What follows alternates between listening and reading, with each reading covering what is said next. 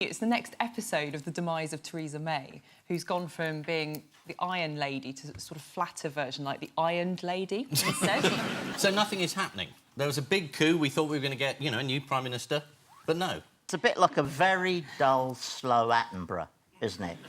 Where the same wounded wildebeest just keeps limping across the plain, and the hyenas can't quite get organised enough to kill her off.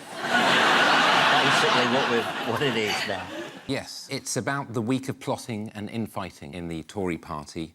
There was speculation this week that Theresa might demote Boris Johnson in a reshuffle. Why might that not work? He said he won't be demoted. That's absolutely right. According to The Telegraph, allies of Boris warned that if May tried to demote him, he would just say no. We learnt more about the principal stance Boris Johnson took when he decided to back Brexit last year. What was that? Well, he confessed to someone that he changed his mind and became a leaver just to annoy Cameron. Yeah. Sorry. He confessed it in an interview. Yes, well, according to the Mail, so... Do you call that an interview? Can we edit that bit out so people believe it? Yeah. Well, according to a reputable paper... Can we edit that bit out as well? It was to Lord Adonis. Lord Adonis. Can you imagine being called Lord Adonis? Hey. It's quite a lot to live up to in the morning. Lord Adonis. That's my safe word. I'm only joking. You're never safe with me. Philly and Hollaby had gone through the... Philly and Hollaby? That's how they're calling themselves now. If they'd gone through the proper queue, it might have upped the numbers a bit, but they weren't actually record figures of attendance, were they? No, apparently they were slightly down. Why do you think there were fewer people for this? The internet. People have other things now. And the telly. You can watch it on the telly. Live feed, Yeah. ironically. Well, the other reason is that on previous occasions, people have travelled to London from all parts of the country, but it's much harder to travel these days, isn't it? So, what's upsetting Richard? Audiences cheering. I mean, that could be enough. But audiences cheering at the name of the town in which they reside. I just don't see why you need to emit that sound. I mean, you know, I'm from Ipswich, so obviously I can't emit joy. So it seems very strange to me. I've never understood it. You say Hull. It seems odd. I don't know what I'm meant to do with that information. Are you happy about Hull? You're happy. OK. I think it's a form of missionary work, isn't it? OK. It's that man saying, you probably think it's terrible coming from Hull, No, but in fact it's all right. Hey! OK. I think that's he's selling Hull as a concept. Yeah, I mean, it's not a long pitch for Hull. It makes me feel like everyone's been hypnotised. And someone said, when your town's name is mentioned, obviously you'll have to go, hey! And someone's gone, and they've never been snapped back out of it. Boris was it? I mean, Prince Charles, he's a great champion of sustainability, and he went to COP26, which coincidentally is the number of palaces that the royal family had. And many of them are not used for much of the year, except as safe houses for Prince Andrew. And he also flew down to London on a private flight. He could at least have cadged a lift in Boris's private flight, couldn't he? I mean, who does the PR for these people? O.J. Simpson or something? And Leonardo DiCaprio was there, and he made a big thing about flying commercial. Yes. But you're like, he can't write any legislation. Like, what? He could just zoom in. He doesn't need to be there at all. Yes. He's very interested in protecting the children of the future and girlfriends of the future. Many of whom have yet to be conceived.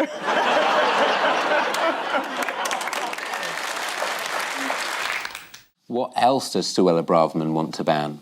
Homeless people, tents. People using tents. That's right. I mean, if she was just trying to ban camping, I'd be behind her. But then you'd have to word that bill very carefully. You would. You would. There'll be a lot of pantomime to be out of business. That's right. I'm on in Richmond this year, by the way. Yes, she is trying to ban tents. She said sleeping on the streets is a lifestyle choice. Nobody in Britain should be living in a tent. It's a surprise that more people don't choose to live in opulence. Homelessness is a lifestyle choice. It's the last time I buy a big issue. If it can help the homeless, I help you live your dream more, like bugger off. Loving it. It was not his finest hour. Anyway, he didn't invent that bus pass. That wasn't true either. She would have been entitled to go on the bus all day and keep warm anyway. Lucky Elsie. Yes. We do spoil them. Yes. There was another very, very good moment. Susanna Reid said to him, "What are you doing?" And he said, "We're doing everything we can." And she said, "But could you do more?" And he said, "Yes." Boris Johnson, of course, got into some trouble during the course of an interview before the election for saying he didn't know who Lorraine was. Did you see the way Ian's eyes glazed over there? I know who she is. She invented a quiche. Exactly. This is the exciting news that everything is open except it isn't. Yes. This is the now familiar confusion surrounding the government's COVID advice on travel. What is the government's position on foreign travel? It's a traffic light, and it's a new system from the government, and there's red, white and blue. And anybody who disagrees with it should probably be shot. Yes. Very good. Yes. Red don't go, amber don't go unless it's an absolute family emergency, and green you can go. And I think there's only, is it Portugal and the Falkland Islands or something on That's green? exactly right. Amber also, if you're an Instagram influencer, you're allowed to go. Oh, is that right? Yes, it is. That's what Was that one of the exceptions? Yes, because that's a central business. Oh, is that? Yeah. Yes, it is. Oh my God, so we all need to sign up to being Instagram influencers and then we can go on holiday? Like you're not an Instagram influencer. You are. Okay, is this when I can put my Instagram account out and ask everybody to follow me? I mean, listen, very best of luck. Go on. Now, one reason fake news has taken hold is because the truth is often stranger than fiction. I've been wading in the mainstream of media to dig out some of the weirdest true stories, and I've been having a go at making up some of my own. And I want you to buzz in and say whether these are real headlines or ones I've made up. Here we go. Otters the size of wolves once roamed the planet. Yes. True. I like to think it's true because otters are quite cute. If you made them bigger, they'd be even cuter, I think. It's true, correct. That's nice. Royal family fined for not hitting diversity targets. I think it's false, but it's rather false. lovely. Study about butter funded by Butter Industry finds that butter is bad for you. True. It's true, correct. I can't believe it's not butter.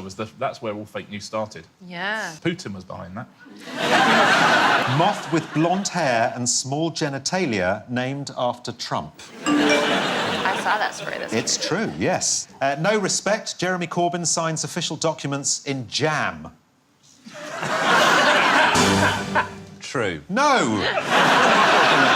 He wouldn't sign documents in jam. He was in a traffic jam. Oh. They don't give him documents to sign.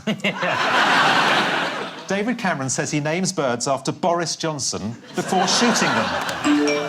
False. It's not, he does. I love your outrage when we get it wrong, when how on earth would we know?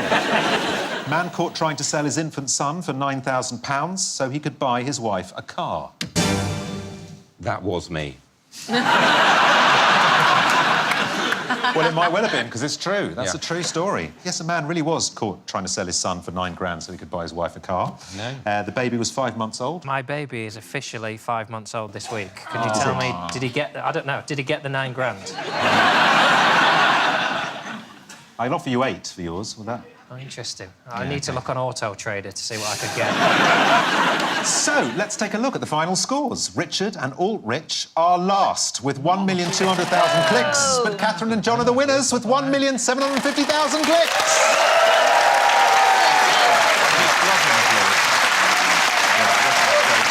So, it's bad luck to our losers. We are now going to be releasing some compromat material on both of you. Richard, I'm afraid we've got some devastating images of you and some Russian girls in a hotel room. having a great time with the pointless board game. Alt-rich, I'm afraid now the whole world will know that you are into water sports. So it's thanks to our brilliant panellists, Catherine Ryan, John Richardson, Richard Osman and Richard Ayoade. Yes, Trump, King Salman and the Egyptian president holding a glowing globe at the opening of a new centre for combating extremist ideology. But many people saw a more sinister side to the image, thinking it was a satanic ritual. The official Church of Satan was quick to dispute this. For clarification, this is not a satanic ritual. Leading to this headline, Church of Satan distances itself from Donald Trump's evil.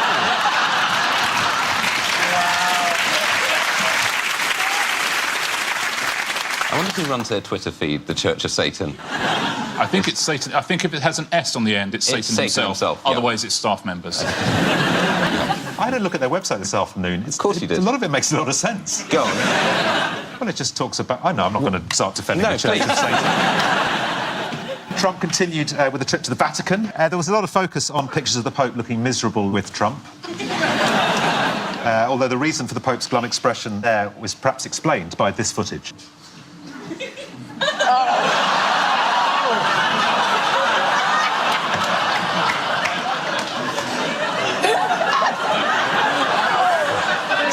Nastier than the pinky, just the... Is that fake news? That's fake news. That's fake news, yeah. That hand is way too big to be Trump's.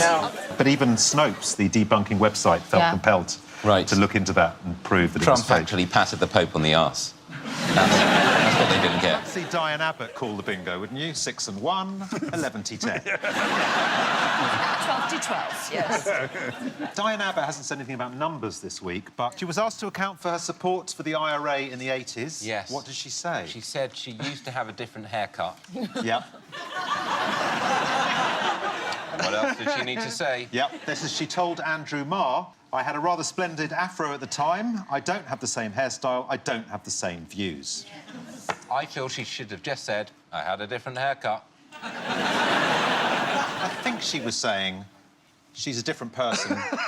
I mean, I don't want to speak for Diane Abbott, but she's a different person then than she is now. For example, 20 years ago, I looked like this. That's quite hot, actually. Wow. Now you've got a jacket. Yeah. God, you're a band or something. I thought that was the perfect headshot for a budding actor. Now I use it as my profile pic on Grindr. That's my screensaver. There's a lot of hair in between the eyebrows there. We thought we'd look at some of your old hairstyles to see if your views had changed. Rod, have your views changed since you were a young William Hague? What's the guy behind you doing with his hands? Okay. He was nice to me for 10 minutes. Richard, here you are in the late 90s. Is that you? Sure, yeah. Wow. Have your views changed since you filmed The Matrix? By the way, can I say, I don't think you're entering into the spirit. Have you seen the state of the rest of us in our pictures? Have you sent that one in? I didn't send this in. All of my stuff is in storage or on fire. You've got a remarkable mouth in that. Beautiful mouth you've got there. Get a room. OK. What happened to that mouth? I don't know. I didn't look at You could go back to that in a minute. What's so bad What's about wrong with this? that? Hang on. What's happened? Everyone else gets to look back at their old photos and people say they look terrible. But I've gone the other way. I look now look terrible. This is what's being said. Finally, Steph and Dom, here you are on the happiest day of your life. That's your wedding day, in case... I just mentioned it in case it was a bit of a blur. Like a pterodactyl. Yes, Steph, do you still keep bees?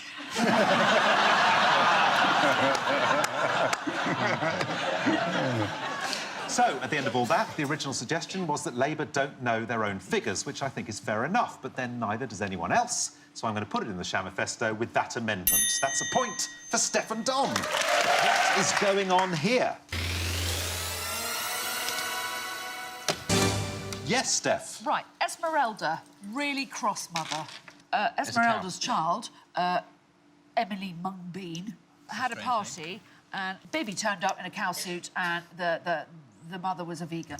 and got very upset and kicked the baby out. It's the right answer, yes. A toddler was thrown out of a vegan's child's party for wearing a cow onesie, at least according to the Sun's website. We know where you get your news from. Which ran the story back in April. This is, in fact, a totally made-up story from a spoof website called Southend News Network. The Sun might have smelt a rat when they first read the article. For a start, the name of the kid in the cow costume is listed as Tanya Hyde. And the vegan birthday boy's mother is Esmeralda Sawyer Beanton. Who apparently stood by her decision, saying, "You wouldn't take your child to a Muslim birthday party dressed as a side of gammon." Anyone else dress their kid up inappropriately? Yeah. It was recently London Appreciation Day or something, and I don't know a lot of famous Londoners, and I forgot to dress my daughter, so I just packed her a bacon sandwich and told her she was Ed Miliband.